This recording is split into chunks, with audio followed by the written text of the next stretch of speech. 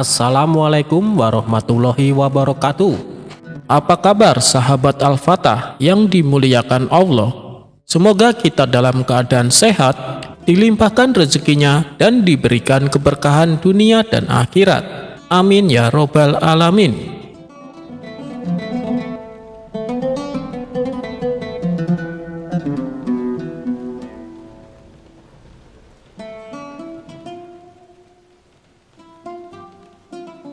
Diceritakan, Abu Nawas menjadi guru di sebuah madrasah terkenal. Ia dikenal tidak hanya karena ilmunya yang luas, tetapi juga karena cara mengajarnya yang unik dan penuh kejutan. Suatu hari, Abu Nawas sedang menyampaikan materi yang sangat serius di kelas. Saat ia berbalik untuk menulis di papan tulis, tiba-tiba terdengar suara siulan keras dari salah satu muridnya. Abu Nawas berhenti. Ia berbalik menatap seluruh kelas dan bertanya dengan tenang, "Siapa yang bersiul?" Tidak ada yang berani mengaku. Seluruh kelas hening. Dengan tenang Abu Nawas memasukkan kapur tulisnya ke saku jubah. "Baiklah, pelajaran kita cukup sampai di sini," katanya. "Saya akan bercerita untuk mengisi waktu yang tersisa." Wajah para murid langsung berseri. Mereka tahu cerita Abu Nawas selalu menarik. Abu Nawas memulai kisahnya. "Kemarin malam saya sulit tidur. Setelah mencoba berbagai cara, saya memutuskan untuk keluar sebentar. Saya menaiki keledai saya dan berkeliling kota di malam hari. Saat melewati salah satu jalan di pusat kota, saya melihat seorang gadis muda berdiri di pinggir jalan. Ia tampak rapi, seolah baru pulang dari sebuah acara. Merasa kasihan, saya menghentikan keledai saya dan bertanya apakah ia butuh bantuan. Dengan sopan, ia meminta diantar pulang karena sudah larut malam dan sulit mendapatkan tumpangan. Saya pun setuju. Sepanjang perjalanan," lanjut Abu Nawas, "kami mengobrol. Saya terkejut karena ia sangat cerdas dan punya wawasan luas tentang berbagai hal. Saat tiba di rumahnya, ia mengucapkan terima kasih. Lalu dengan sedikit ragu ia mengakui bahwa ia mulai mengagumi saya. Saya tersenyum dan berkata bahwa saya juga mengagumi kecerdasannya. Saya memberitahunya bahwa saya adalah seorang guru di madrasah ini. Mendengar itu, ia tampak senang dan meminta alamat saya. Saya pun memberikannya dengan senang hati. Namun," kata Abu Nawas, "sebelum masuk ke rumahnya, ia meminta satu hal lagi. 'Tuan,' katanya, 'kebetulan adik saya belajar di madrasah tempat Anda mengajar. Tolong jaga dia baik-baik ya. Kita kan akan menjalin hubungan yang panjang sekarang.' Kemudian saya bertanya siapa nama adiknya. Ia tersenyum dan berkata, 'Anda pasti akan mengenali dia dari salah satu kebiasaannya yang sangat khas. Dia suka bersiul.' Seketika seluruh kelas menoleh ke arah satu murid yang tadi bersiul. Wajahnya langsung pucat. Abu Nawas melipat tangannya dan berkata dengan tenang, "Ilmu yang saya dapatkan tidak saya beli dari pedagang. Saya dapatkan dengan usaha dan pengalaman." Lalu ia menatap murid yang bersiul tadi dan berkata dengan suara tegas, "Hei, keluar dari kelas ini sekarang." Murid itu langsung berdiri, menunduk malu dan keluar dari kelas.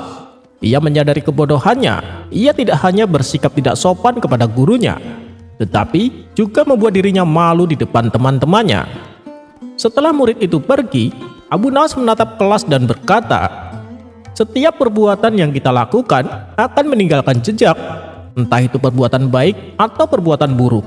Kalian mungkin berpikir saya tidak akan tahu siapa yang bersiul. Kalian salah. Pelajaran hari ini," pungkas Abu Nawas, "bukan tentang pengetahuan. Pelajaran hari ini adalah tentang adab. Seseorang yang punya ilmu tapi tidak punya adab akan menjadi orang yang paling bodoh." Sejak saat itu, tidak ada lagi murid yang berani bersiul di kelas. Mereka tahu Abu Nawas tidak hanya mengajar tentang ilmu, tetapi juga tentang kehidupan.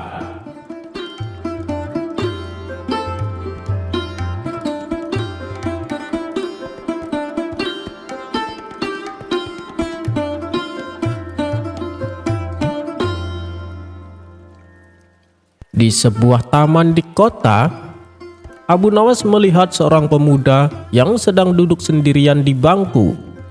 Pemuda itu tampak sedih, wajahnya pucat, dan di tangan terlihat beberapa bekas luka sayatan yang masih baru. Abu Nawas dengan hati-hati menghampiri pemuda tersebut. "Wahai anak muda, mengapa kau duduk sendirian di sini? Dan apa yang terjadi dengan tanganmu?" tanya Abu Nawas dengan lembut.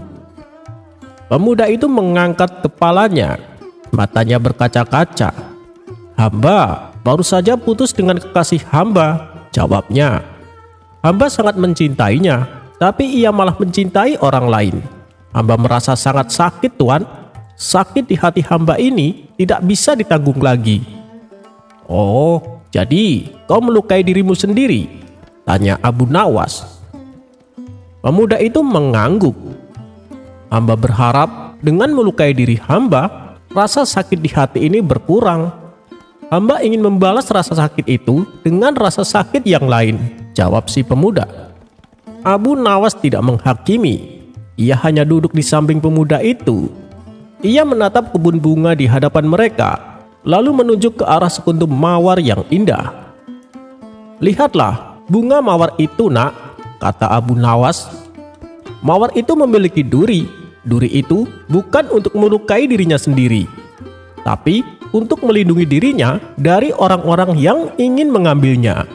Mawar itu," lanjut Abu Nawas, "ia tahu bahwa ia harus melindungi dirinya sendiri. Ia tahu bahwa ia sangat berharga, dan ia tidak akan membiarkan orang lain merusaknya. Apalagi ia merusak dirinya sendiri." Pemuda itu merenung. Ia tidak mengerti apa hubungannya mawar dengan masalahnya. "Nak," kata Abu Nawas, "hati kita itu seperti mawar. Ia juga memiliki duri. Duri itu adalah harga diri kita. Duri itu adalah kewarasan kita. Duri itu adalah iman kita. Ketika seseorang datang dan mencoba untuk merusak hati kita," lanjut Abu Nawas, "duri itu seharusnya menjadi perlindungan. Duri itu seharusnya melindungi kita dari rasa sakit, bukan malah membiarkan diri kita terluka, apalagi sampai melukai diri sendiri. Cinta," pungkas Abu Nawas, "tidak seharusnya membuatmu melukai dirimu sendiri. Jika cinta membuatmu merasa sakit dan ingin melukai dirimu, maka itu bukanlah cinta. Itu hanyalah sebuah ilusi yang ingin menghancurkanmu. Hati yang terluka tidak bisa diobati dengan luka yang lain. Ia hanya bisa diobati dengan keikhlasan dan penerimaan." Pemuda itu terdiam. Ia menyadari kebodohannya. Ia telah membiarkan rasa sakit mengendalikan dirinya hingga ia melukai dirinya sendiri. Ia telah menyerahkan harga dirinya demi cinta yang tidak layak. Abu Nawas kemudian berdiri. "Obati lukamu, Nak, dan jangan pernah lagi melukai dirimu sendiri. Ingatlah bahwa harga dirimu jauh lebih berharga daripada cinta yang tidak tulus." Pemuda itu mengangguk. Ia berterima kasih kepada Abu Nawas dan berjanji akan menjadi lebih kuat.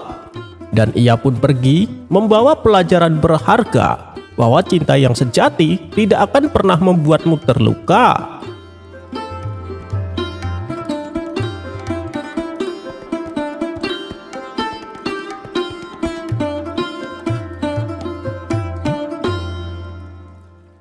Pada suatu malam yang gelap gulita, ketika bulan sabit hanya menyisakan secuil sinarnya di langit Baghdad, Abu Nawas yang sedang asik menyeruput kopi dan membaca buku di beranda rumahnya, tiba-tiba terdengar ketukan keras di pintu. Abu Nawas yang sudah terbiasa dengan segala macam tamu tak terduga, dengan santai membuka pintu tersebut. Di hadapannya berdiri seorang pria bertubuh besar dengan wajah tertutup kain, memanggul karung goni yang tampak sangat berat. Aroma keringat dan kegelisahan terpancar darinya. "Abu Nawas, aku butuh bantuanmu. Aku tahu kau orang yang paling cerdik di kota ini," bisik pria itu dengan suara parau. Abu Nawas mengernyitkan dahi. "Bantuan apa, wahai saudaraku? Dan siapakah gerangan dirimu di malam selarut ini?" tanya Abu Nawas kebingungan. Pria itu melongok ke kanan dan ke kiri, memastikan tidak ada yang mendengar. Aku seorang perampok, jawab si perampok dengan suara sedikit gemetar. Aku baru saja mendapatkan harta yang sangat banyak dan aku tidak tahu harus menyimpannya di mana. Prajurit sedang memburuku.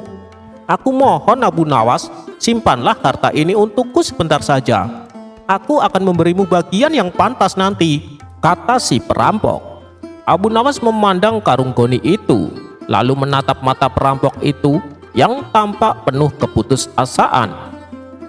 Sejenak ia berpikir, kemudian tersenyum tipis. Baiklah, aku akan membantumu, masuklah, katanya.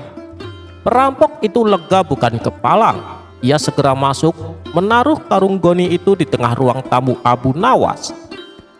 Terima kasih banyak, serunya. Ini adalah seluruh hasil jerih payahku malam ini. Jangan khawatir, kata Abu Nawas. Harta ini akan aman bersamaku, tapi ada satu syarat. Perampok itu mengernyit. Syarat apa Abu Nawas? Tanyanya. Syaratnya, kau tidak boleh memberitahu siapapun bahwa harta ini ada di rumahku. Dan kau tidak boleh menanyakan kepadaku sampai aku sendiri yang memberikannya kepadamu.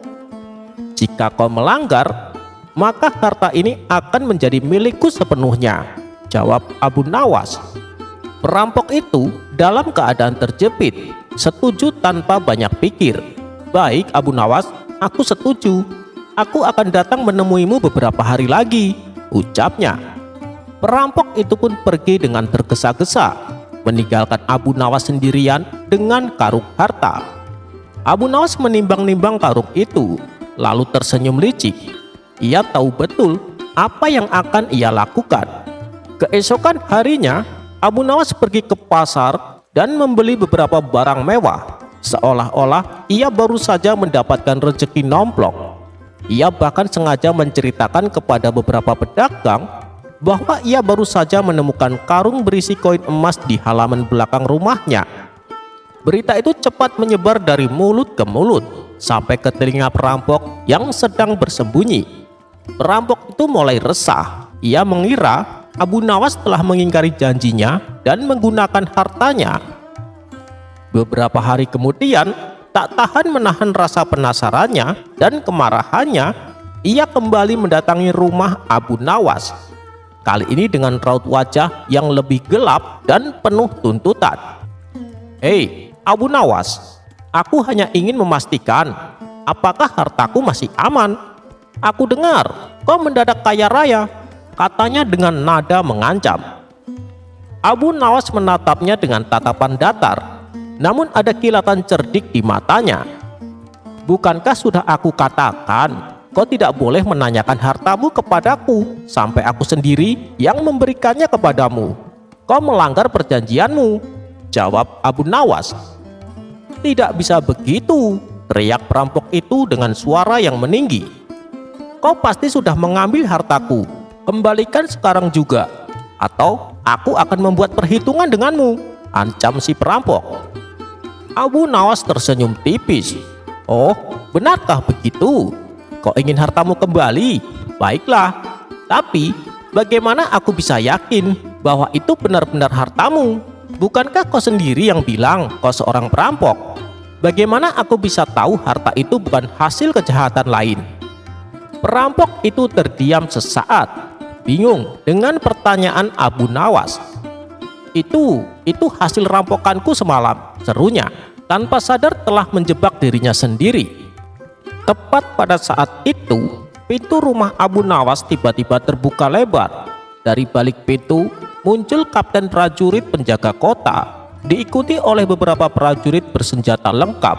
Mereka rupanya sudah mengintai dari tadi, setelah Abu Nawas diam-diam mengirimkan pesan kepada kapten tentang rencana penangkapan perampok. Jadi ini dia pelakunya, seru kapten prajurit. Kau mengaku merampok, bukan? Karung goni ini berisi harta milik saudagar kaya yang dirampok semalam. Terima kasih Abu Nawas atas informasi dan jebakan cerdikmu. Perampok itu terbelalak kaget, wajahnya pucat pasi. Ia berusaha melarikan diri, namun prajurit dengan sigap segera meringkusnya. Kapten prajurit kemudian memeriksa isi karung goni itu. Benar saja, di dalamnya terdapat koin emas, perhiasan, dan barang-barang berharga lainnya yang cocok dengan laporan saudagar kaya yang baru saja dirampok. "Hebat Abu Nawas," puji kapten prajurit. "Kau tidak hanya menangkap perampok ini, tapi juga berhasil mengembalikan harta curian kepada pemilik aslinya." Abu Nawas hanya tersenyum rendah hati. "Sudah menjadi kewajibanku, Kapten, untuk membantu menjaga ketertiban dan keadilan di Baghdad." Akhirnya, perampok itu dibawa pergi oleh para prajurit, dan harta yang tadinya akan menjadi miliknya karena kecurangan, ini kembali kepada pemiliknya yang sah. Semua berkat kecerdikan dan strategi brilian Abu Nawas.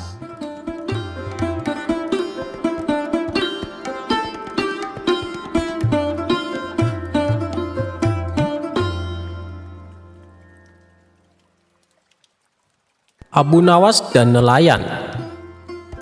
Pada suatu hari, di majelis tempat Abu Nawas mengajar, murid-muridnya tampak serius mendengarkan nasihat yang disampaikan oleh Abu Nawas. "Janganlah di antara kalian sampai berbuat zalim kepada siapapun, karena perbuatan tersebut nantinya justru akan membuat kita celaka," tutur Abu Nawas. Kemudian Abu Nawas menceritakan sebuah kisah tentang seorang raja zalim dengan seorang nelayan. Suatu hari si nelayan pergi ke laut untuk mencari ikan. Namun beberapa kali melemparkan jaringnya, tak ada satu ikan pun yang tertangkap. Akhirnya pada hari itu si nelayan pulang tanpa membawa hasil.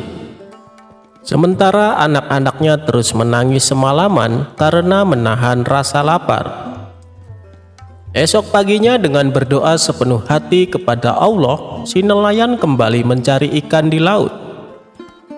Lalu Allah mentakdirkan sebuah ikan besar terperangkap dalam jaringnya. Betapa bahagianya hati si nelayan, ia tak henti-hentinya memuji syukur kepada Allah. Si nelayan kemudian mengambil ikan tersebut untuk dibawa pulang. Saat dalam perjalanan, ia berpapasan dengan rombongan kerajaan. Melihat ikan yang dibawa nelayan cukup besar, sang raja merasa takjub dan ingin memilikinya. "Hei nelayan, dari mana kau dapatkan ikan sebesar itu?" tanya sang raja. "Saya mencarinya di laut, Paduka," jawab si nelayan. "Berikan ikan itu padaku," perintah sang raja. "Jangan Paduka, ikan ini akan aku jual untuk makan anak-anakku," balas si nelayan. "Kau berani menolak permintaanku, maka kau akan saya hukum mati," ancam sang raja.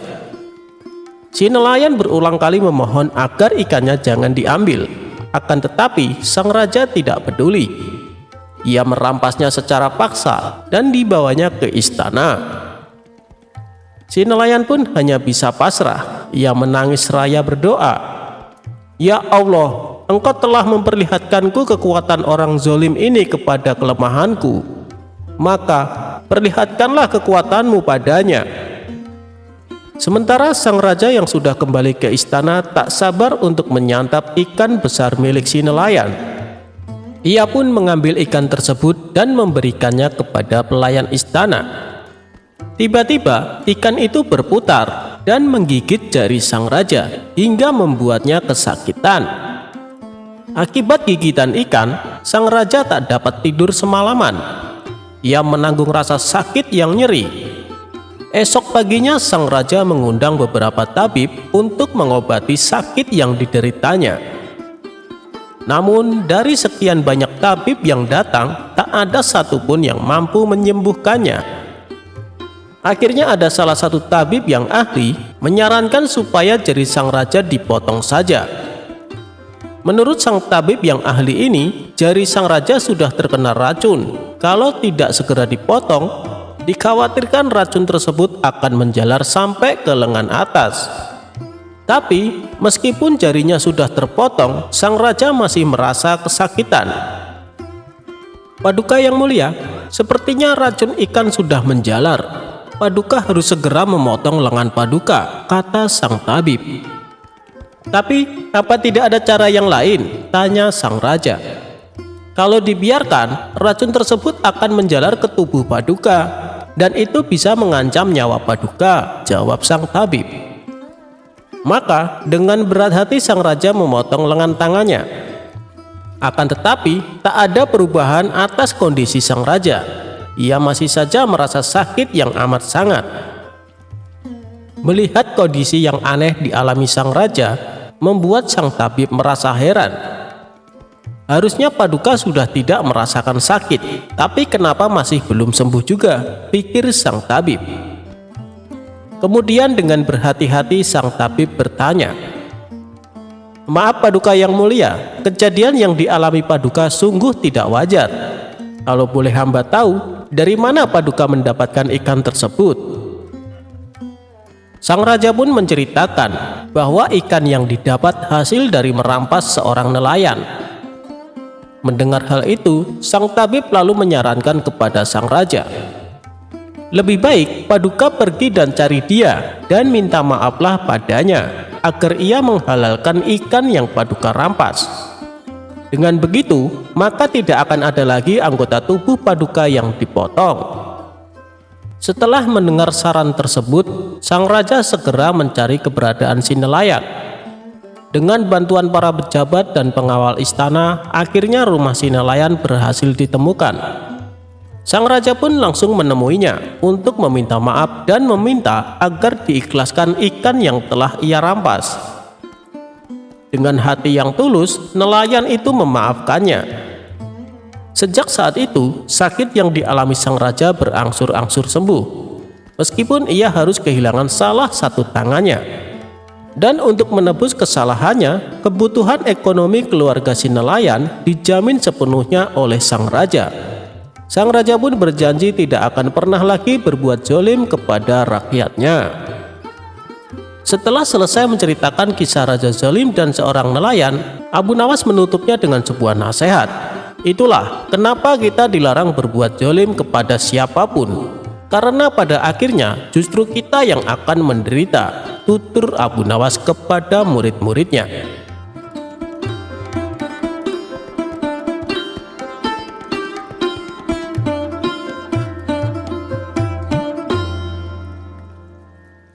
Di sebuah kampung yang sama dengan tempat tinggal Abu Nawas, hiduplah seorang pria bernama Abu Jahil. Ia adalah tetangga Abu Nawas, tetapi sifatnya bertolak belakang. Jika Abu Nawas cerdik dan penuh kebijaksanaan, Abu Jahil justru terkenal sebagai pria licik yang suka membual dan sering bertingkah aneh. Suatu hari, kampung menjadi heboh karena suara ribut dari rumah Abu Jahil. Istrinya yang dikenal sebagai wanita garang sedang memarahinya dengan suara menggelegar. "Kau berani-beraninya menggoda wanita lain di pasar, dasar laki-laki tak tahu malu," teriak sang istri. Para tetangga mulai berkumpul di depan rumah Abu Jahil, termasuk Abu Nawas yang kebetulan lewat. "Ada apa ini, Bu?" tanya seorang warga. "Ada apa? Suami kurang ajar ini ketahuan menggoda wanita lain di pasar.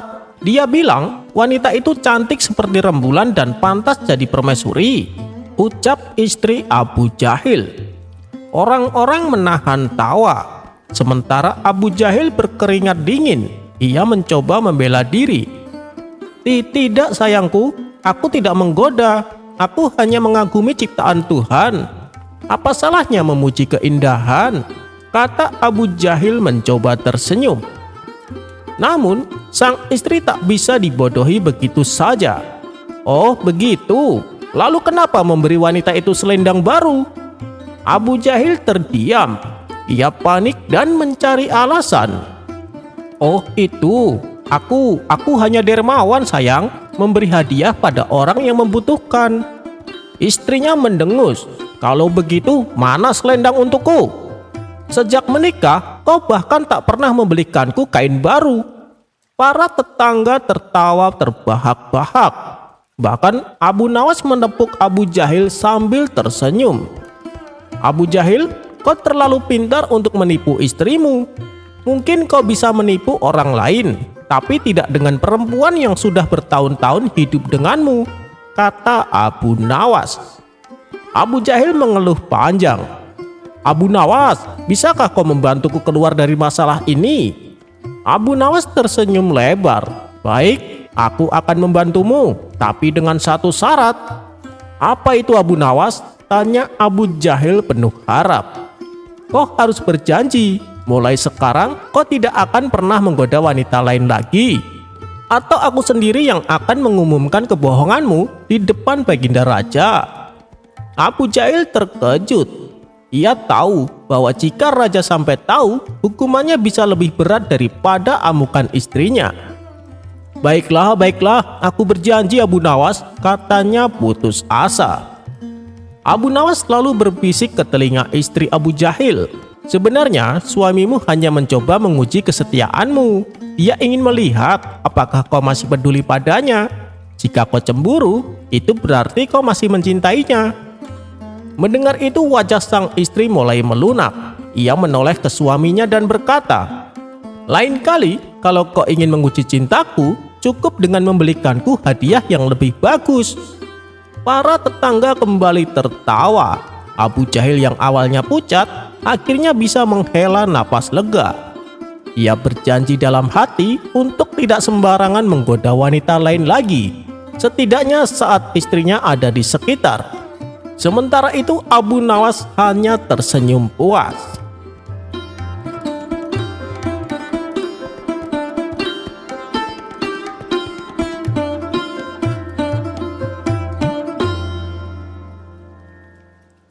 Di Baghdad, terkenal seorang hartawan pelit bernama Tuan Fadil. Ia sangat berhitung, tapi sayangnya suka meminjam barang orang, lalu berpura-pura seolah barang itu adalah hadiah. Suatu hari saat bertemu Abu Nawas di pasar, ia berkata, Tuan Fadil tersenyum licik. Wahai Abu Nawas, jubahmu tampak bagus sekali. Pinjami aku sehari saja untuk menghadiri pesta di istana, pinta Tuan Fadil. Karena tak enak hati, Abu Nawas pun setuju. Baiklah, ini jubahku. Tapi ingat, ini hanya meminjam ya, ucap Abu Nawas. Tuan Fadil mengenakan jubah itu dengan bangga dan berlenggang ke pesta. Namun pada keesokan harinya, saat Abu Nawas menagih, Fadil pura-pura lupa. Tuan Fadil berpura-pura kaget. Jubah? Oh, bukankah kau sudah memberikannya padaku sebagai hadiah? Aku bahkan sudah memakai jubah ini saat dipuji-puji oleh Wazir Agung. Abu Nawas mendesah dalam hati, lalu berkata pelan, baik, kalau begitu tunggu balasan dariku, gumam Abu Nawas dalam hati. Beberapa hari kemudian, Abu Nawas datang ke rumah Tuan Fadil dengan membawa keledai kecil. Wahai Tuan Fadil, aku ingin meminjam seekor unta dari kandangmu, hanya sehari saja. Tuan Fadil yang ingin menunjukkan kemurahan hatinya di depan banyak tamu, menyetujui permintaan Abu Nawas. Kemudian dia berkata, ambillah Abu Nawas, pilih unta terbaikku. Abu Nawas pun menuntun keluar seekor unta putih yang gagah. Maka pada keesokan harinya, Tuan Fadil menunggu untanya kembali. Tapi Abu Nawas hanya datang membawa seekor keledai kecil. Melihat itu Tuan Fadil marah-marah. Mana untaku Abu Nawas? Teriaknya. Abu Nawas dengan tenang menjawab, oh, tenang saja Tuan. Aku kira engkau memberikannya padaku. Seperti yang kau kira aku menghibahkan jubahku padamu. Bukankah begitu caramu memahami pinjaman? Jawab Abu Nawas tersenyum. Wajah Tuan Fadil merah padam. Semua orang yang mendengar cerita itu menertawakan Tuan Fadil. Akhirnya Tuan Fadil malu setengah mati. Ia mengembalikan jubah Abu Nawas dan memohon agar Abu Nawas juga mengembalikan untanya. Abu Nawas tersenyum.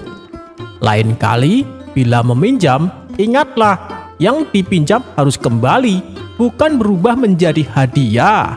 Hahaha.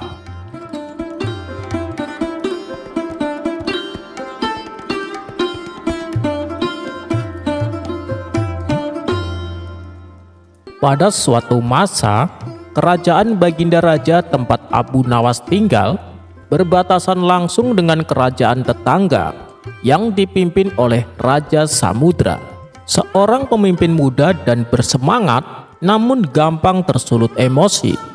Suatu hari datanglah kabar buruk. Pasukan berbatasan saling salah paham. Timbullah bentrok kecil hanya karena seekor kambing yang menyeberangi sungai. Dan seperti bara disiram minyak, kedua raja langsung naik darah. Di balai istana Baginda Raja berseru, "Ini penghinaan, mereka menyeberang ke wilayah kita. Mereka pikir kita bisa diremehkan begitu saja." Di sisi lain, Raja Samudra pun berkata hal yang sama. Kerajaan mereka tidak hormat. Mereka menganggap sungai itu milik mereka sepenuhnya. Perang pun nyaris pecah hanya karena ego.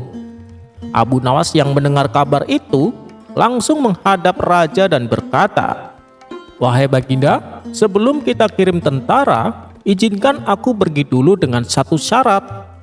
Raja mengernyit, "Apa syaratmu, Abu Nawas?" "Jangan serang sampai aku kembali, Baginda." Singkat cerita, Abu Nawas berangkat ke kerajaan Raja Samudra.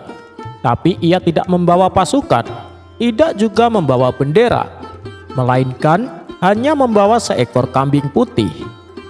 Raja Samudra kaget melihat kedatangan Abu Nawas. "Hei, apa maksudmu membawa kambing ke sini?" Abu Nawas menjawab, "Kambing inilah yang memulai perang, Paduka, maka biarlah ia yang menjelaskannya." "Kambing bicara?" tanya Raja Samudra sinis. "Kadang raja pun bisa jadi lebih keras kepala dari kambing ini. Tapi kambing ini tahu batas wilayahnya, Paduka," jawab Abu Nawas. Mendengar itu semua penasaran. Abu Nawas kemudian menunjuk pada tanah di tepi sungai dan berkata, "Ini bukan tentang batas wilayah, ini tentang batas kesabaran. Bila dua raja yang bijak bertengkar karena kambing, maka siapa yang lebih dungu dari kambing itu?" Kemudian Abu Nawas menawarkan ide, "Mari kita buat wilayah perbatasan jadi tanah netral, tempat rakyat dari kedua kerajaan bisa berdagang, berinteraksi, dan membangun perdamaian. Biarlah sungai itu mengalir jadi pemisah tubuh, tapi jembatan jadi penyambung hati." Raja Samudra terdiam lama, lalu perlahan ia tersenyum. "Aku paham kenapa raja kalian menyayangimu, Abu Nawas. Engkau bukan sekedar penasehat, engkau jembatan antara dua dunia," ucap Raja Samudra. Beberapa hari kemudian, kedua raja duduk di satu meja. Di depan mereka ada dua piala teh dan seekor kambing putih yang sedang tidur pulas. Kemudian Raja Samudra berkata, "Baginda, saya kira kambing ini layak jadi duta besar kita." Baginda Raja pun tertawa. "Iya ya, lalu Abu Nawas jadi menterinya ya?" Mereka pun bersalaman. Perang dibatalkan dan perbatasan berubah menjadi pasar damai yang ramai dan penuh canda. Abu Nawas tidak menulis perjanjian panjang, tidak mengancam, tidak bersilat lidah. Ia hanya menunjukkan bahwa kadang hal kecil bisa memicu perang besar. Tapi kata yang tepat bisa menghindarkan ribuan nyawa dari luka.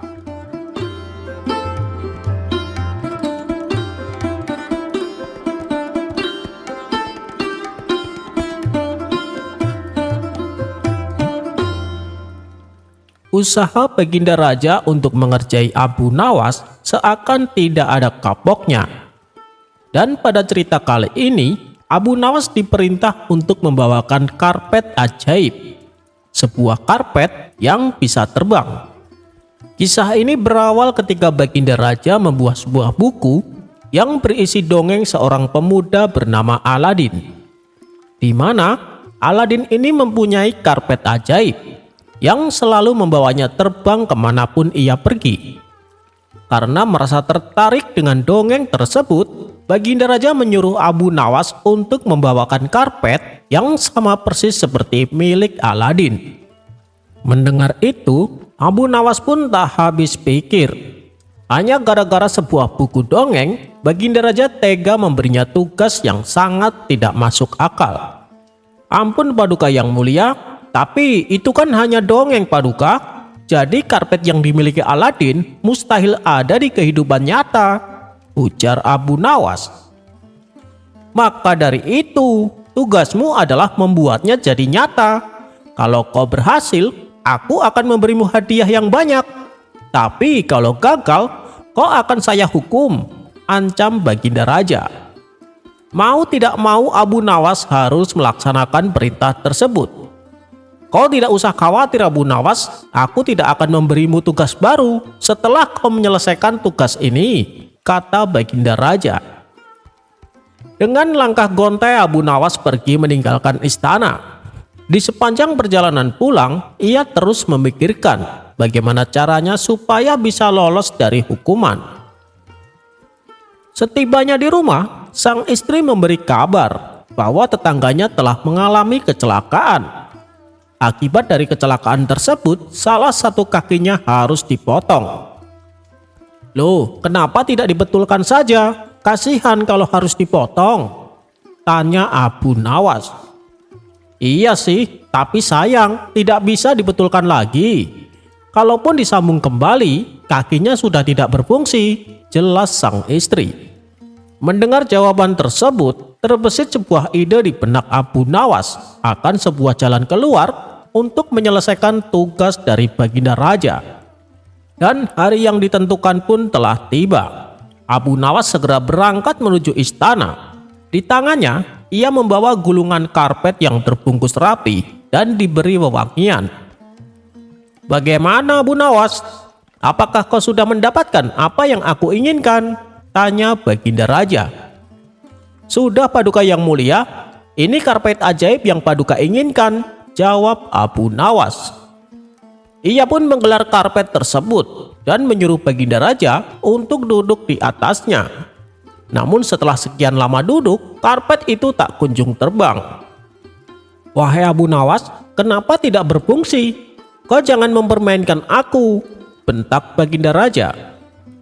Tidak Paduka, karpet ini saya dapatkan dari jin sakti penunggu pohon, jadi tidak mungkin tidak bisa terbang. Oh, ternyata ini penyebabnya. Pantas saja tidak mau terbang, kata Abu Nawas sambil menunjuk pinggiran karpet yang terpotong. Maksudmu bagaimana Abu Nawas? Tanya Baginda Raja.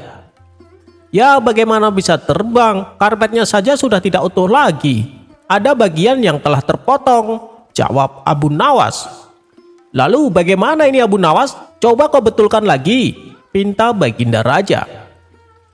Maaf Paduka yang mulia, tugas saya adalah membawa karpet terbang, bukan membetulkannya.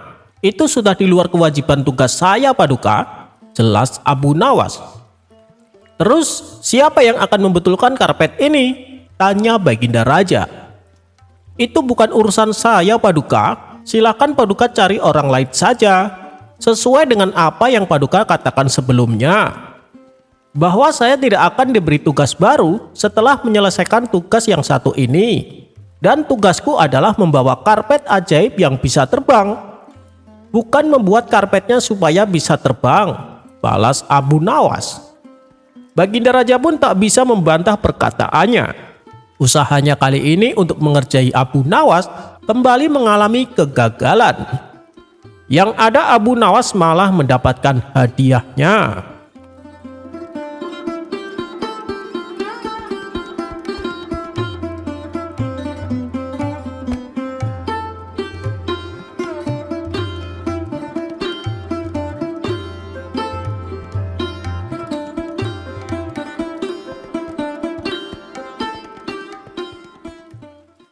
Diceritakan kala Abu Nawas duduk santai di depan rumahnya, kemudian sang istri menghampiri dengan membawakan secangkir teh hangat. Wahai suamiku, sepertinya ada yang sedang kau pikirkan, kata sang istri membuka percakapan. Abu Nawas yang sedari tadi melamun segera menyaut ucapan istrinya. Iya nih, aku ingin berkurban di hari raya. Tapi uangku cuma sedikit, balas Abu Nawas. Idul Adha kan masih setengah tahun lagi, beli saja anak domba. Tentunya harganya lebih murah. Nanti kalau pas Idul Adha, anak domba tersebut pasti sudah besar, ujar sang istri menyarankan. Benar juga katamu, timpal Abu Nawas. Baiklah, aku akan ke pasar hewan sekarang juga, sambungnya. Sesampainya di pasar hewan, Abu Nawas terlihat sibuk berkeliling mencari anak domba yang harganya sesuai dengan isi kantongnya. Waduh, susah tuan kalau cari anak domba dengan uang segitu. Kalau tuan mau, aku ada, tapi anak dombanya kurus, kata si pedagang. Mana? Coba aku lihat, pinta Abu Nawas. Si pedagang lalu memperlihatkan anak domba kurus miliknya. Kurus sekali dan tubuhnya juga kecil dibanding anak domba pada umumnya, pikir Abu Nawas. Bagaimana? Apakah tuan berkenan?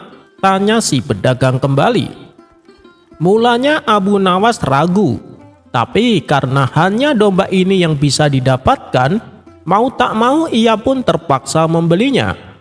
Ia pikir nanti kalau dirawat dengan baik dan dikasih makan yang banyak, anak domba tersebut pasti akan menjadi besar dan gemuk. Setelah transaksi selesai, Abu Nawas segera membawa pulang anak dombanya. Wahai istriku, coba lihat, saya sudah mendapatkan anak domba, ucap Abu Nawas. Sang istri pun ikut gembira melihatnya.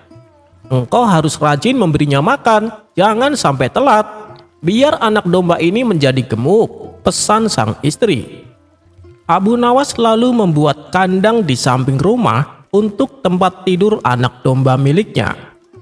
Tapi untung tak dapat diraih, malang tak bisa ditolak. Belum 2 hari Abu Nawas memeliharanya, tiba-tiba anak domba tersebut hilang dicuri orang. Dapat dibayangkan betapa sedihnya hati Abu Nawas. Peristiwa itu terjadi pada malam hari. Ia melihat ada seorang mencurigakan mendekati kandang. Lalu si pencuri mengambil anak domba dan langsung membawanya kabur. Abu Nawas berusaha mengejarnya, namun si pencuri telah jauh menghilang. Sebenarnya, Abu Nawas sempat mengenali wajah si pencuri. Dia tak lain adalah tetangganya sendiri, yaitu Abu Jahil. Namun karena Abu Nawas tidak punya cukup bukti, ia tak berani gegabah menuduhnya.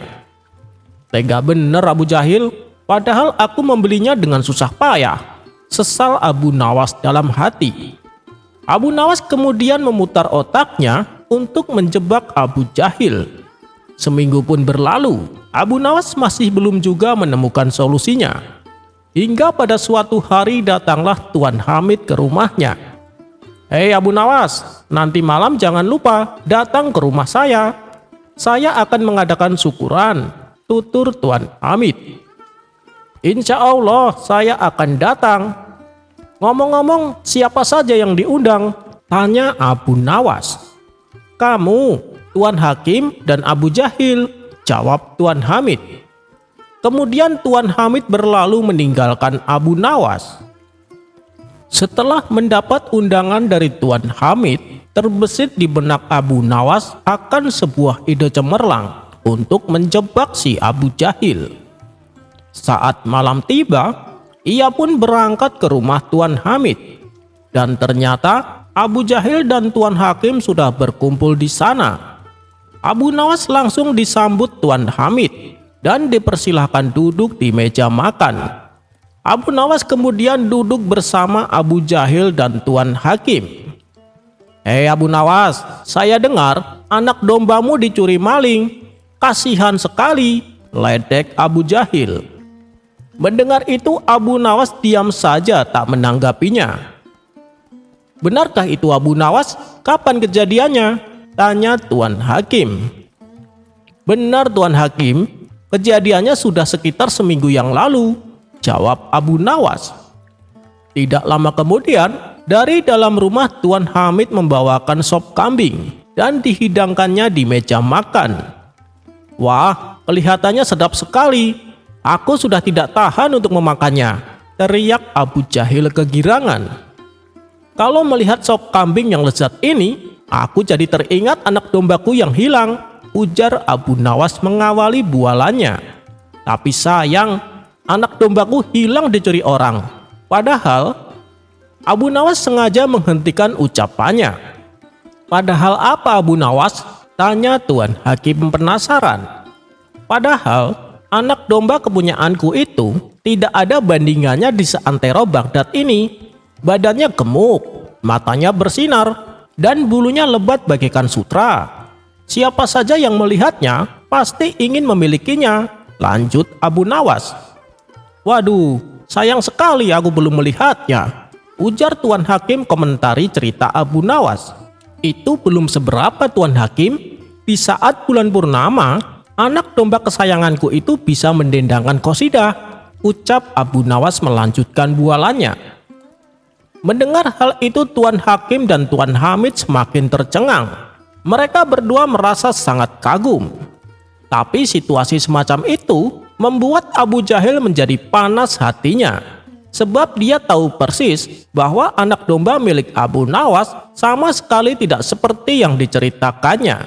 Abu Jahil merasa tidak terima apabila Abu Nawas disanjung karena cerita bohongnya. Hingga Abu Jahil tak sadar sampai dia keceplosan. Dasar pembual, jangan percaya. Abu Nawas telah membohongi kalian dengan cerita palsu, teriak Abu Jahil. Tuan Hakim dan Tuan Hamid menanggapi ucapan Abu Jahil. Yang benar yang mana nih? Abu Jahil bilang ceritamu palsu, tanya Tuan Hakim kepada Abu Nawas.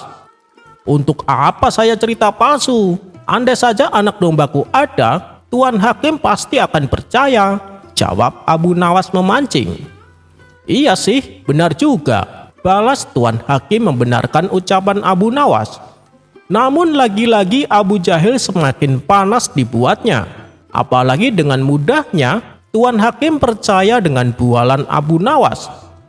Tuan Hakim, cerita Abu Nawas itu palsu. Jangan mudah percaya, protes Abu Jahil. Apa buktinya kalau cerita Abu Nawas itu palsu? Tanya Tuan Hakim. Sebab anak dombanya ada padaku Tuan Hakim, jawab Abu Jahil. Nah, sekarang terungkap sudah siapa sebenarnya pencuri anak dombaku, teriak Abu Nawas. Spontan muka Abu Jahil berubah menjadi pucat. Ia tak menyadari bahwa bantahannya terhadap cerita Abu Nawas justru membuka kedok dirinya. Ternyata Abu Nawas dan Tuan Hakim telah bekerja sama membuat skenario untuk menjebak Abu Jahil. Tuan Hakim pura-pura percaya dengan cerita Abu Nawas yang tidak masuk akal. Itu semua semata-mata agar Abu Jahil masuk dalam perangkapnya. Abu Jahil, sekarang juga kembalikan anak domba milik Abu Nawas dan kamu siap-siap menerima hukuman, bentak Tuan Hakim kepada Abu Jahil. Akhirnya Abu Jahil mengembalikan anak domba tersebut dan dia menjalani hukuman penjara selama 3 bulan.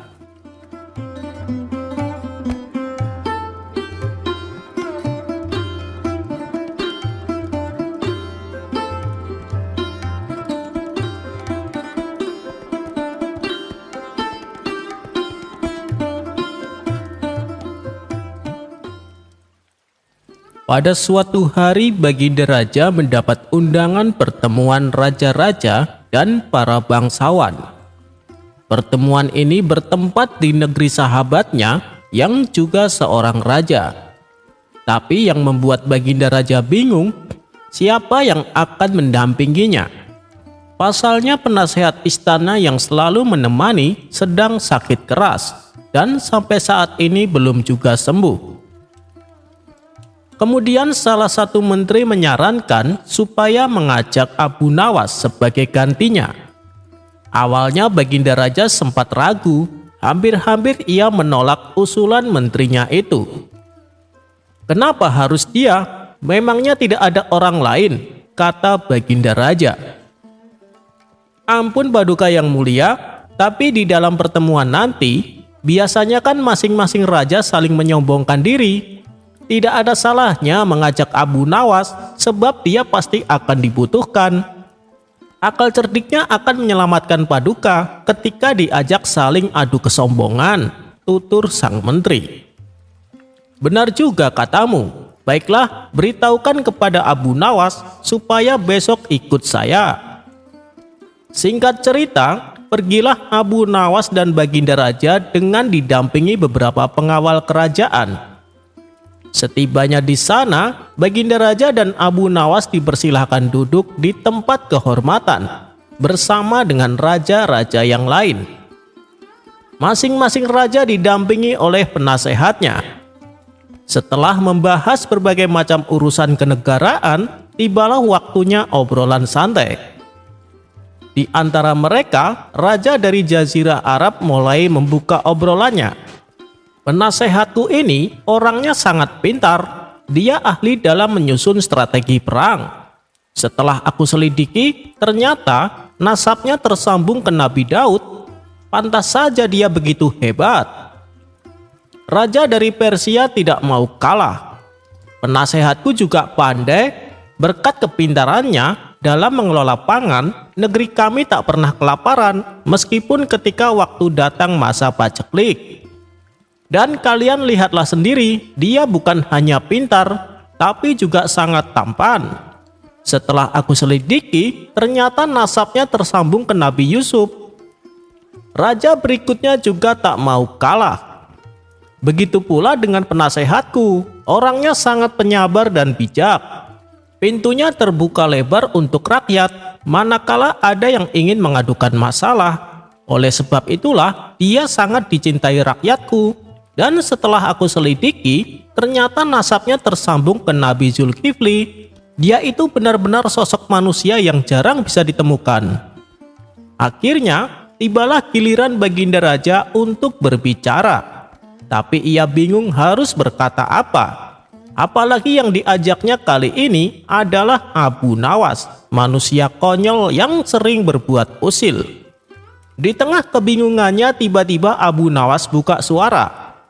Kalau saya bukanlah penasehat istana, bukan pula seorang menteri. Saya hanya orang biasa saja, tapi saya bebas keluar masuk istana semau saya. Karena saya adalah keturunan orang di mana para malaikat pun bersujud kepadanya. Sontak orang-orang yang ada di situ kaget saat mendengarnya. Kemudian salah satu raja bertanya kepada Abu Nawas, "Luar biasa, hebat sekali orang yang kau ceritakan itu. Apakah nasabmu tersambung kepadanya?"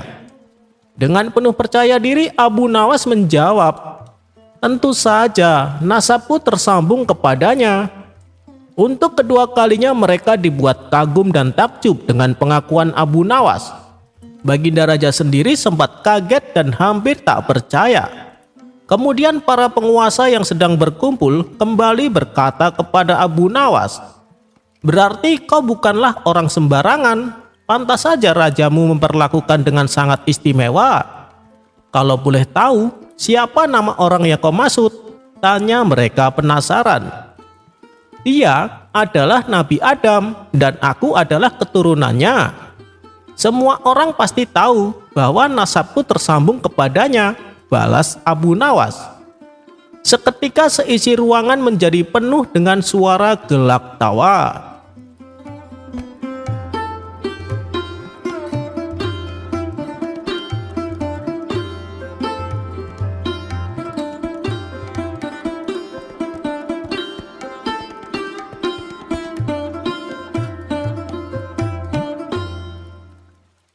Bercerita tentang kecerdikan Abu Nawas memang tidak akan ada habisnya.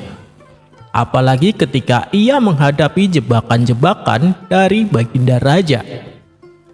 Sudah berulang kali Baginda Raja berusaha memperdayai Abu Nawas. Tapi yang ada malah Baginda Raja sendiri yang harus menanggung malu akibat kecerdikan Abu Nawas. Dan kali ini Baginda Raja ingin kembali menguji kecerdikan si Abu Nawas. Maka diperintahkanlah beberapa pengawal untuk menjemput Abu Nawas di rumahnya. Singkat cerita, Abu Nawas datang ke istana menghadap Baginda Raja. Karena kedatangannya terburu-buru, Abu Nawas sampai lupa mengenakan sepatunya. Ia memasuki istana hanya beralaskan sendal. Melihat hal itu, terbesit di benak Baginda Raja sebuah ide baru untuk menjebak si Abu Nawas. "Wahai Abu Nawas, kamu tahu kan peraturan istana dilarang memakai sendal?" hardik Baginda Raja. "Ampun Paduka yang mulia, hamba tadi terburu-buru, jadi hamba tidak sempat mengenakan sepatu," ujar Abu Nawas. "Karena kamu telah melakukan kesalahan, maka kamu harus saya hukum," tugas Baginda Raja. "Tapi Paduka, masa hanya gara-gara sendal saja dengan mudahnya Paduka menjatuhkan hukuman?" protes Abu Nawas. "Peraturan harus ditegaskan Abu Nawas, siapapun yang melanggar harus dihukum. Apapun alasanmu tidak bisa dibenarkan, dan hukuman yang pantas adalah hukum mati," timpal Baginda Raja. Mendengar hal itu sontak membuat Abu Nawas kaget dengan hukuman yang akan ia terima. Ini sih akal-akalan Baginda Raja. Dia pasti sudah menyiapkan jebakan, pikir Abu Nawas. "Baiklah Paduka yang mulia, saya mengaku bersalah. Silahkan Paduka hukum saya, tapi saya minta satu permintaan Paduka. Setelah saya menjalani hukuman mati, saya minta hadiah uang 100 dinar untuk keluarga saya," tutur Abu Nawas. "100 dinar itu kan jumlah uang yang sangat besar Abu Nawas," ujar Baginda Raja. "Benar Paduka yang mulia, tapi istri dan anak-anak saya berhak mendapatkan kebahagiaan selepas kematian saya," balas Abu Nawas. "Baiklah, permintaanmu saya kabulkan," ucap Baginda Raja. Maka Baginda Raja perintahkan salah satu pengawal untuk mengambil seekor anak ayam yang masih kecil. Lalu ayam itu diberikan kepada Abu Nawas. Tentu saja hal ini membuat Abu Nawas bingung dengan maksud Baginda Raja. "Untuk apa anak ayam ini Paduka? Yang saya minta uang 100 dinar, bukan anak ayam Paduka yang mulia," kata Abu Nawas. "Jangan khawatir Abu Nawas, uang 100 dinar sudah aku siapkan, dan anak ayam yang kau pegang itu silahkan dibunuh dengan cara apapun terserah kamu. Tapi ingat, saya juga akan membunuhmu seperti cara kamu membunuh anak ayam itu," terang Baginda Raja. "Jadi hukuman mati yang akan hamba jalani sesuai dengan cara anak ayam ini mati?" tanya Abu Nawas. "Benar sekali, silahkan kamu bunuh anak ayam itu," perintah Baginda Raja. Sejenak Abu Nawas terdiam. Ia pun langsung memutar otaknya supaya bisa lolos dari hukuman mati. "Cepat Abu Nawas, jangan diam saja. Kalau kamu tidak tega membunuh anak ayam itu, tidak apa-apa. Berarti kamu lebih memilih untuk dihukum gantung. Silahkan tentukan sendiri pilihanmu," bentak Baginda Raja. Namanya saja Abu Nawas, dalam kondisi apapun selalu muncul ide cemerlang di otaknya. Perlahan Abu Nawas mengangkat anak ayam itu. Lalu ia dekatkan pantat anak ayam itu ke mulutnya. Dengan menahan rasa jijik, Abu Nawas meniup-niup pantat anak ayam tersebut secara berulang-ulang. Melihat hal itu Baginda Raja menjadi bingung. "Hei Abu Nawas, maksudmu apa? Saya menyuruhmu untuk membunuh," ucap Baginda Raja. "Ini saya sedang melakukannya Paduka yang mulia," balas Abu Nawas. Baginda Raja pun bertambah bingung dengan jawaban Abu Nawas. "Maksudmu bagaimana Abu Nawas?" tanya Baginda Raja tak mengerti. "Ya beginilah cara saya membunuh anak ayam Paduka. Saya tiup pantat anak ayam supaya perutnya penuh dengan angin. Lama-kelamaan pasti dia akan mati," kata Abu Nawas menjelaskan. Sontak Baginda Raja pun tertawa dengan tingkah Abu Nawas ini. "Kamu memang cerdik Abu Nawas, mana mungkin saya meniup pantat kamu," balas Baginda Raja. "Jadi bagaimana Paduka? Apakah hukumannya sudah selesai?" tanya Abu Nawas. "Ya, sudah selesai, silahkan kamu pulang," jawab Baginda Raja. "Tapi Paduka, bukankah tadi Paduka sudah janji akan memberikan saya 100 dinar bila saya selesai menjalani hukuman?" balas Abu Nawas. "Baik-baik, akan saya tepati janji saya," ujar Baginda Raja. Baginda Raja kemudian memberikan uangnya kepada Abu Nawas. Abu Nawas pun kali ini lolos dari hukuman mati. Malah ia membawa pulang hadiah uang yang banyak.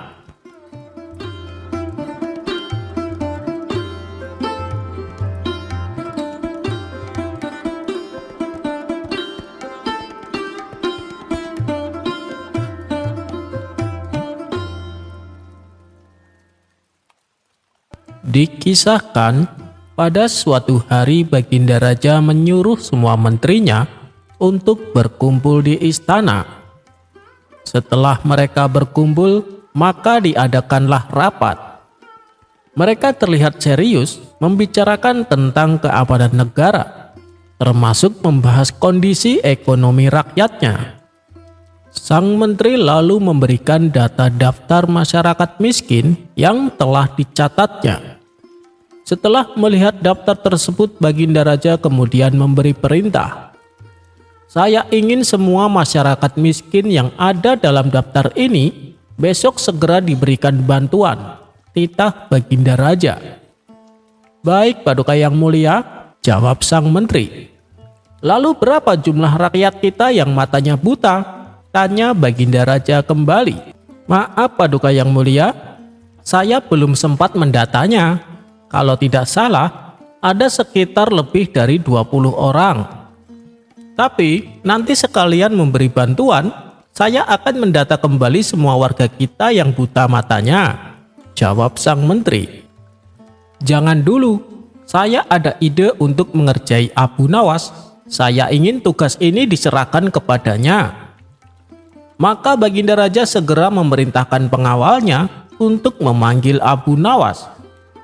Singkat cerita, datanglah Abu Nawas ke istana menghadap Baginda Raja. Ada gerangan apa Paduka Yang Mulia memanggil hamba? Tanya Abu Nawas.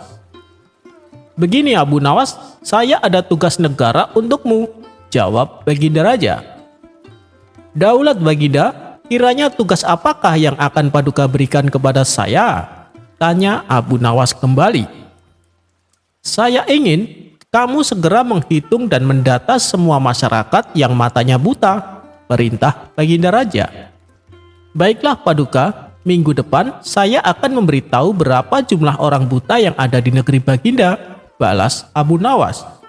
Bukan minggu depan Abu Nawas, saya ingin kamu melaporkannya besok. Kalau kamu sampai salah menghitung jumlahnya, maka kamu akan kuhukum, ujar Baginda Raja.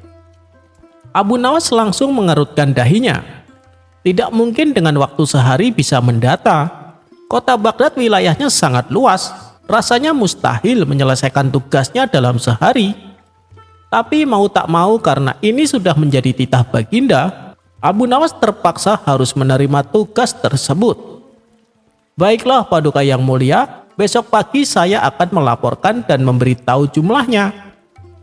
Maka pulanglah Abu Nawas. Sesampainya di rumah, Abu Nawas terus memutar otaknya agar terlepas dari perangkap Baginda Raja. Malam pun tiba, namun Abu Nawas masih belum juga menemukan jawabannya. Ia sampai tak bisa tidur hingga azan subuh berkumandang. Lebih baik aku sholat dulu, mengenai tugas Baginda gampang, dipikirkan nanti saja, ujar Abu Nawas dalam hati. Ia pun lalu berangkat ke masjid untuk menunaikan sholat subuh.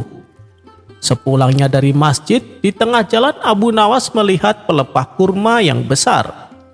Dari situ, muncullah ide cemerlang dari diri Abu Nawas.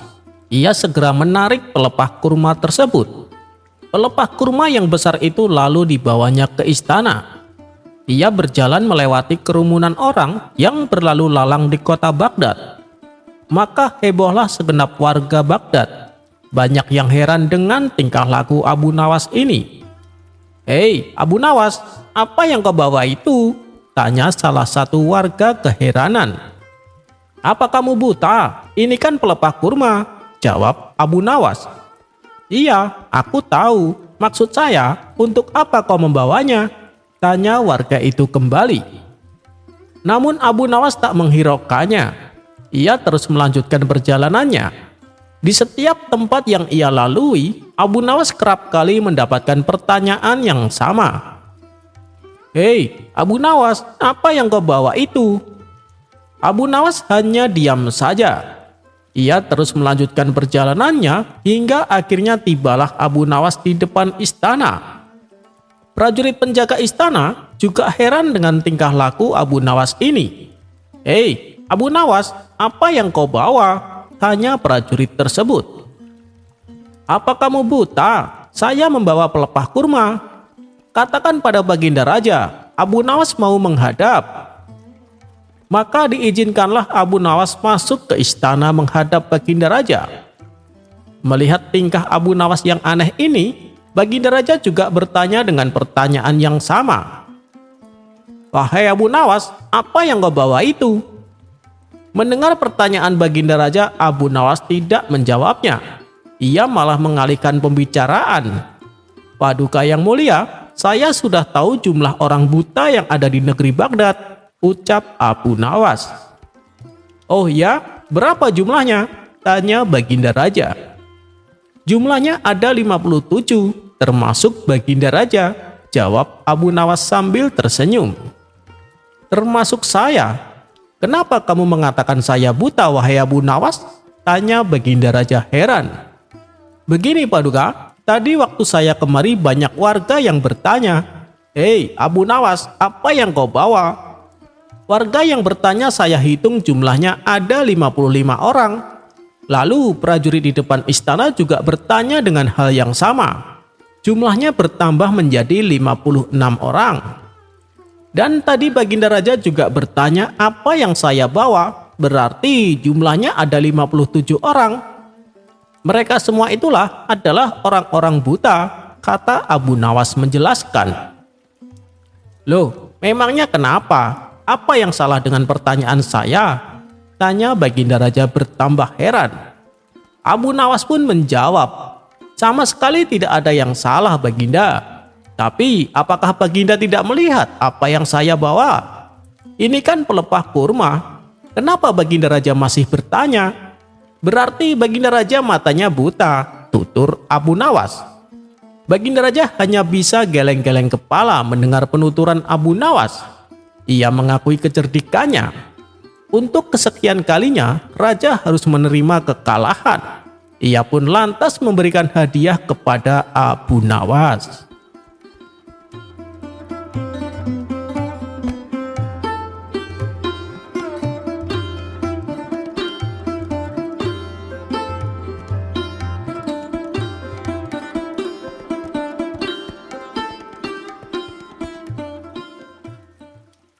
Karena seringnya memecahkan kasus yang rumit, Abu Nawas mendapat hadiah berupa pundi-pundi uang yang banyak. Rupanya hal ini mengundang rasa iri oleh sebagian hakim istana yang berjumlah 5 orang. Mereka beralasan bahwa menangani kasus sudah jadi pekerjaan para hakim, bukan tugasnya Abu Nawas. Kelima hakim tersebut lalu berkumpul. "Abu Nawas mendapat hadiah yang seharusnya jadi milik kita," kata salah satu dari mereka. "Benar, ini tak boleh dibiarkan. Ayo, kita ajukan protes kepada Baginda Raja," sahut hakim yang lainnya. Maka kelima hakim ini menghadap Baginda Raja dan menyatakan keberatannya. Mendengar keluhan mereka, Baginda Raja menanggapinya dengan bijak. "Kalian kan sudah mendapat gaji tiap bulannya, sedangkan Abu Nawas tidak mendapatkan.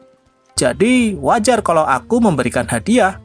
Itu sebagai rasa terima kasih karena telah membantu menyelesaikan masalah," tutur Baginda Raja. "Tapi itu kan seharusnya sudah menjadi tugas kami. Kenapa Paduka berikan kepada Abu Nawas?" protes salah satu hakim. "Saya tahu kalian adalah orang pintar dan berpendidikan. Tapi kasus yang aku percayakan kepada Abu Nawas bukan hanya butuh kecerdasan, tapi juga butuh kebijaksanaan," terang Baginda Raja. "Kalau soal kebijaksanaan, kami juga bisa Paduka yang mulia," ujar mereka. Karena mereka bersikukuh dengan pendiriannya, akhirnya Baginda Raja membuat sebuah tantangan. "Baiklah, saya akan uji kalian dengan kasus yang sederhana. Bila kalian bisa memecahkannya, saya tak akan lagi meminta bantuan Abu Nawas," kata Baginda Raja. Kemudian Baginda Raja perintahkan pelayan untuk membawakan papan tulis. Lalu di papan tulis tersebut, Baginda Raja menggambar garis dengan panjang 100 cm. Nah, sekarang masing-masing dari kalian maju dan perpendeklah garis ini, perintah Baginda Raja. Hakim pertama maju ke depan. Ia menghapus 20 cm dari garis itu, dan kini menjadi 80 cm. Selanjutnya Baginda Raja mempersilahkan hakim kedua untuk melakukan hal yang sama. Ia pun menghapus garis sepanjang 20 cm, dan garis tersebut kini menjadi 60 cm. Hakim ketiga dan hakim keempat pun maju ke depan. Mereka berdua melakukan hal yang sama, hingga garis itu tinggal 20 cm. Dan tibalah giliran hakim kelima. Ia terlihat kebingungan, tak tahu harus bagaimana. Kemudian Baginda Raja bertanya, "Apakah kau akan melakukan hal yang sama seperti kawan-kawanmu? Kalau demikian, garisnya akan hilang. Padahal yang aku minta perpendek garisnya, bukan menghilangkan garisnya. Tapi, kalau kau hanya menghapus 10 cm, berarti kau telah berbuat tidak adil, karena keempat kawanmu menghapus 20 cm. Lalu bagaimana caramu memecahkan masalah ini? Kalau kau kebingungan, silahkan tanya pada keempat kawanmu itu," ujar Baginda Raja. Kelima hakim tersebut berpikir keras untuk mencari solusinya. Namun setelah sekian lama berpikir, mereka tak kunjung menemukan jawabannya. "Ampun Paduka Yang Mulia, kami tidak tahu cara memecahkan masalah ini," kata mereka. "Baiklah, jika kalian sudah menyerah, maka akan aku panggil Abu Nawas kemari." Singkat cerita, dipanggillah Abu Nawas ke istana untuk menyelesaikan masalah yang diberikan kepada kelima hakim tersebut. Tanpa pikir panjang, Abu Nawas langsung melaksanakan perintah Baginda Raja. Ia tidak menghapus garis yang tersisa 20 cm. Akan tetapi, ia menggambar garis baru yang panjangnya 120 cm. Garis tersebut lebih panjang daripada garis pertama yang dibuat Baginda Raja.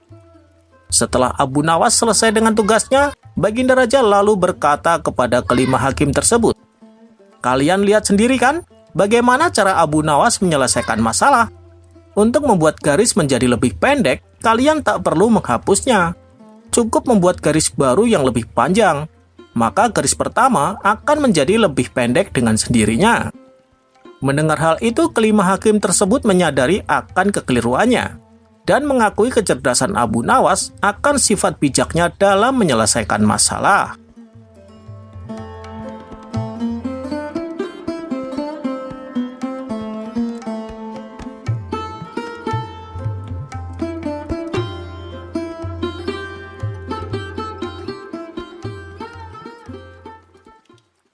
Abu Nawas menangkap pencuri dengan sebatang tongkat. Pada suatu hari, kota Baghdad digemparkan dengan terjadinya pencurian di rumah saudagar kaya raya, dan ada sebanyak uang 100 dinar lenyap di gondol pencuri. Nampaknya, pencuri tersebut sangat profesional. Buktinya saja sudah banyak petugas dikerahkan untuk mengejar pencuri itu. Namun si maling tak kunjung tertangkap. Sang saudagar kaya raya semakin gusar dibuatnya. Bagaimana tidak, sudah uangnya diambil, kemudian ada rasa penasaran sebenarnya siapa pencuri lihai tersebut. Hebatnya lagi, tak ada satupun pertanda yang bisa ditunjukkan sebagai bahan penyelidikan lebih lanjut. Bahkan meskipun telah mendesak pejabat setempat, tetap saja hasilnya nihil. Pada akhirnya, sang saudagar membuat keputusan. Barang siapa yang mencuri hartanya dan dia mau mengembalikan, maka dia akan mendapatkan hak separuh dari harta yang dicuri tersebut. Namun, meskipun sudah diberikan pengumuman tersebut, si pencuri tak kunjung memperlihatkan batang hidungnya. Bahkan si pencuri ini merasa nyaman dan aman, karena tak satupun orang yang mengetahui ulahnya. Tidak putus asa, sang saudagar akhirnya membuat sayembara baru. Barang siapa yang berhasil mendapatkan pencuri tersebut, maka dia akan mendapatkan seluruh harta tersebut. Tentu saja sayembara ini sangat menarik warga Baghdad. banyak sekali orang yang mendaftar untuk ikut andil bagian, termasuk si pencuri itu sendiri. Awalnya, si pencuri berniat untuk meninggalkan kota Baghdad dengan membawa harta curiannya. Namun, setelah dipikir-pikir, kepergiannya hanya akan membuka aibnya. Karena itu si pencuri mencoba bertahan di kota dengan ikut-ikutan menjadi peserta sayembara. Dia semakin merasa aman saat berkumpul dengan peserta sayembara. Dia sangat yakin kedoknya tidak akan terbongkar. Begitu melihat hasil yang belum jelas terlihat dari sayembara yang sudah dibukanya, sang saudagar akhirnya mendesak sang hakim untuk mendatangkan Abu Nawas. Namun sayangnya, Abu Nawas pada hari itu sedang berada di Damaskus dan baru bisa pulang pada esok harinya. Semua harapan bertumbuh pada Abu Nawas. Kasakusuk begitu gencar di kalangan warga. Mereka menebak apakah Abu Nawas mampu menguak teka-teki tersebut. Sementara itu, si pencuri hatinya menjadi ciut karena dia tahu bagaimana kemampuan Abu Nawas dalam memecahkan masalah. Pada keesokan harinya, Abu Nawas datang dengan membawa tongkat banyak sekali. Dan kemudian dia membagikan tongkat-tongkat tersebut kepada semua yang hadir sambil berpesan, "Tongkat-tongkat ini sudah saya mantrai, kalian bawa pulang. Besok bawa kembali ke sini. Jika salah satu di antara kalian mencurinya, maka tongkat akan bertambah 1 telunjuk. Yang bukan pencuri, maka tidak usah khawatir," ujar Abu Nawas. Kemudian semua warga pun pulang. Dan si pencuri bingung mikirin bagaimana caranya biar bisa lolos keesokan harinya. Setelah memeras otak, dia memutuskan untuk memotong tongkat tersebut sepanjang telunjuk jarinya. Singkat cerita, keesokan harinya semua warga berkumpul dan mengembalikan tongkat kepada Abu Nawas.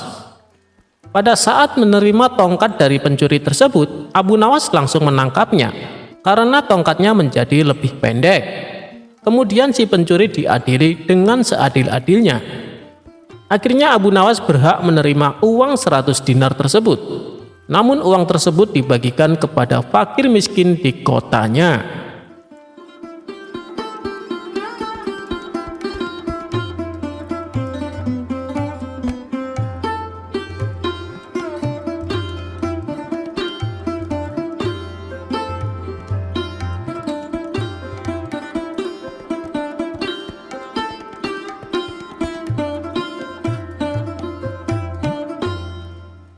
Pada suatu hari, Baginda Raja dan para menteri tampak sedang berkumpul di istana.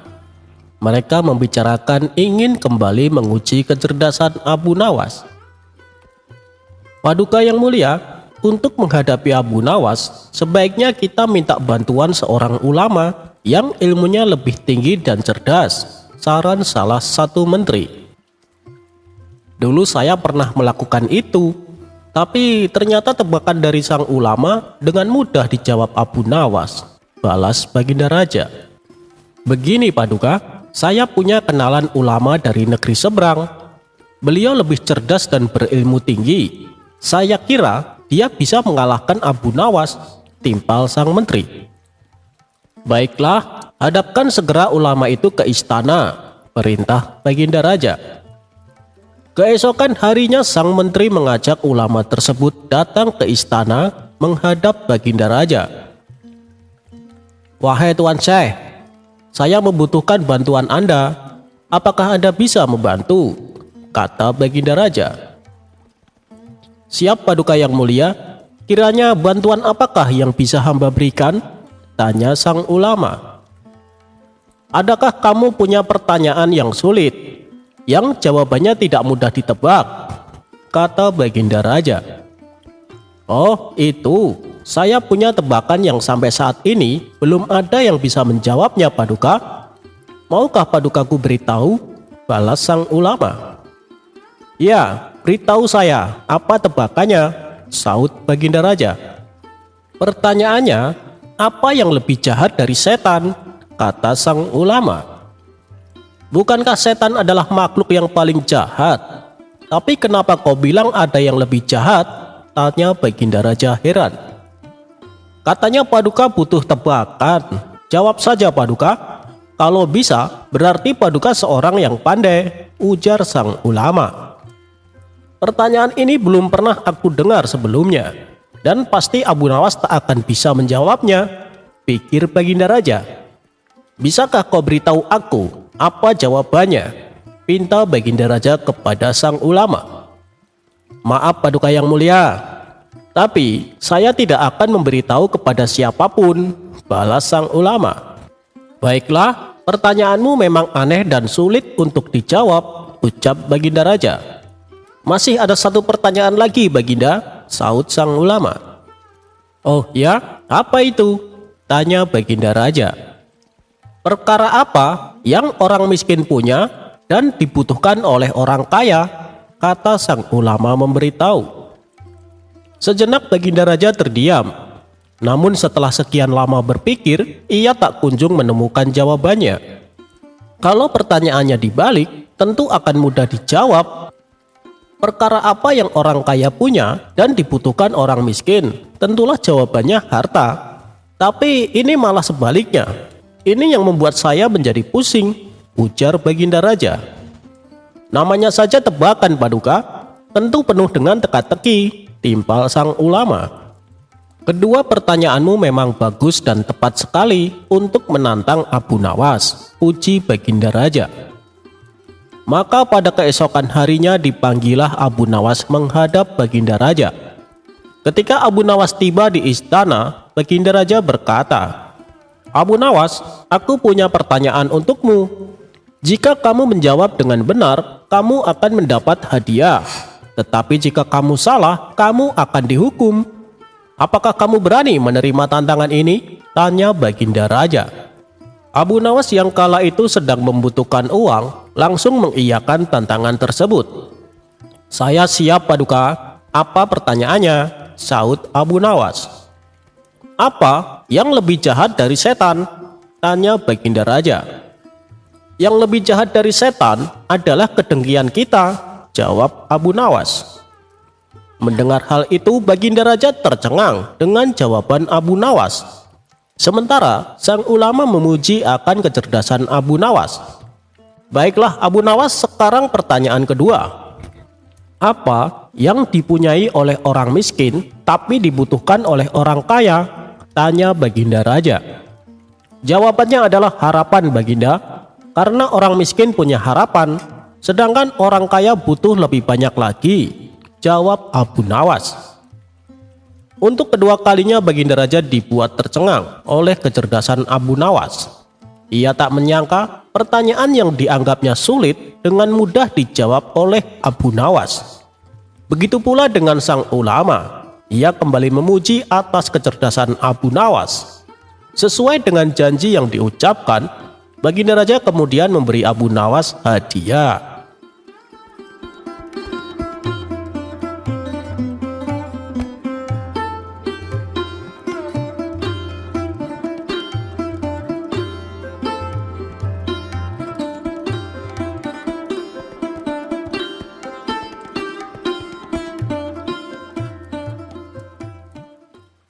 Abu Nawas mampu membutakan dan menyembuhkan mata wanita yang pengaruhi istrinya. Abu Nawas merupakan tokoh sufi sekaligus pujangga Arab terkenal yang hidup di zaman Baginda Raja Harun. Bukan hanya itu, Abu Nawas juga dikenal seorang yang cerdas dan cerdik serta berperangai baik. Sehingga tidak heran kalau Baginda Raja kagum padanya.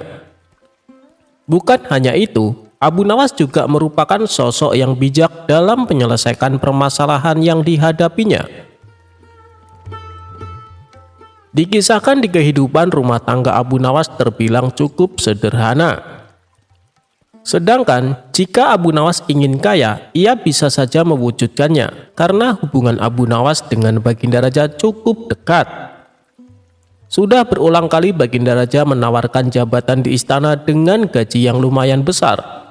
Namun Abu Nawas selalu menolaknya. Abu Nawas lebih memilih menjadi masyarakat biasa dengan kehidupan yang sederhana. Saking sederhananya, tidak ada barang mewah yang terdapat di dalam rumah Abu Nawas. Meski demikian, Abu Nawas selalu bersyukur dengan apa yang dimilikinya. Kesederhanaannya ini ia terapkan juga kepada istri dan anak-anaknya. Bukan hanya itu, Abu Nawas juga selalu mendidik keluarganya dengan ajaran agama. Sehingga keluarga Abu Nawas terkenal di masyarakat sebagai keluarga yang religius.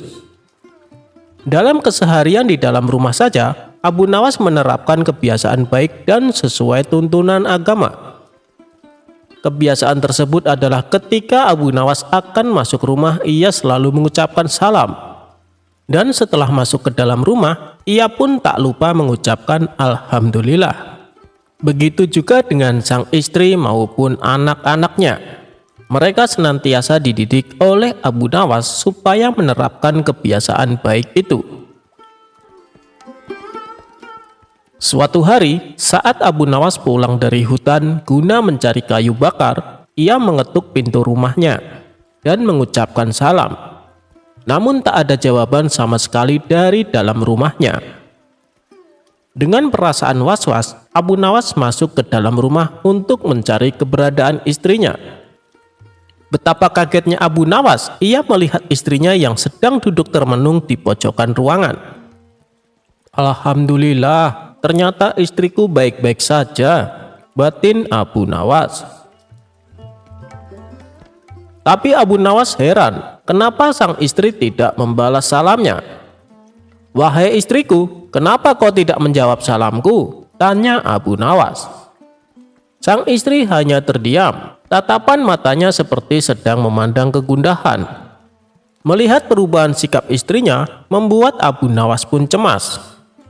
Ada apa denganmu, wahai istriku? Mengapa tiba-tiba kamu seperti ini? Tanya Abu Nawas khawatir. Sang istri lalu menoleh ke arah Abu Nawas dengan mata yang berkaca-kaca. Wahai suamiku, orang-orang yang dekat dengan Baginda Raja semuanya hidup enak, kebutuhannya selalu terpenuhi, sedangkan kita, sampai kapan kita akan terus begini? Sekiranya engkau mau menemui Baginda Raja dan meminta jabatan di istana, pasti Baginda Raja akan dengan senang hati memberimu jabatan sebagai hakim dan engkau akan menerima gaji yang besar. Dengan begitu, kehidupan kita akan tercukupi. Apapun kebutuhan yang kita inginkan pasti akan terwujud, tutur sang istri. Perkataan istrinya itu membuat Abu Nawas kaget. Kenapa kau bicara seperti itu? Tidak tahukah engkau dengan hari perhitungan di akhirat kelak bila kita hidup dalam kemewahan? Hal itu justru akan menjadi beban kita saat ditanya dari mana kita mendapatkan dan dikemanakan harta kita yang banyak itu, ujar Abu Nawas. Tapi raut kesedihan masih terlihat jelas di wajahnya.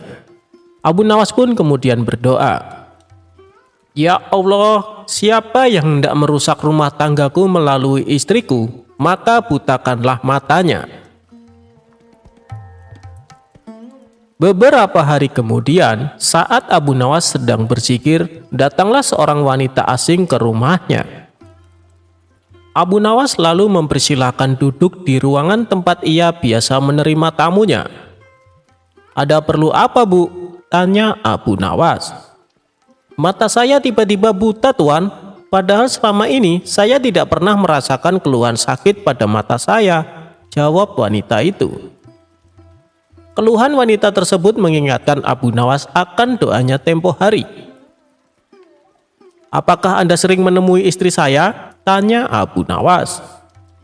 Iya Tuan Abu, saat Anda tidak di rumah, saya sering menemui istri Tuan untuk mengajaknya ngobrol, jawab wanita tersebut. Doakanlah saya Tuan agar saya sembuh dari kebutaan ini, pinta si wanita. Saya akan mendoakan untuk kesembuhan matamu. Tapi setelah itu, saya minta kepadamu untuk tidak lagi mencampuri urusan rumah tanggaku. Jangan kau hasut istriku supaya hidup dalam kemewahan, tegas Abu Nawas. Si wanita itu pun kaget mendengarnya. Ia tak menyangka Abu Nawas mengetahuinya. "Maafkan saya Tuan, memang beberapa hari ini saya sering membujuk istri Tuan agar dia meminta kepada Tuan bersedia menjadi hakim istana," balas wanita tersebut. "Perbuatanmu saya maafkan, tapi jangan keulangi lagi," kata Abu Nawas menasehati. Kemudian Abu Nawas mendoakan si wanita agar disembuhkan dari penyakit kebutaan. Beberapa hari kemudian wanita itu dapat kembali melihat seperti sedia kala, dan ia tak lagi berani mempengaruhi istri Abu Nawas.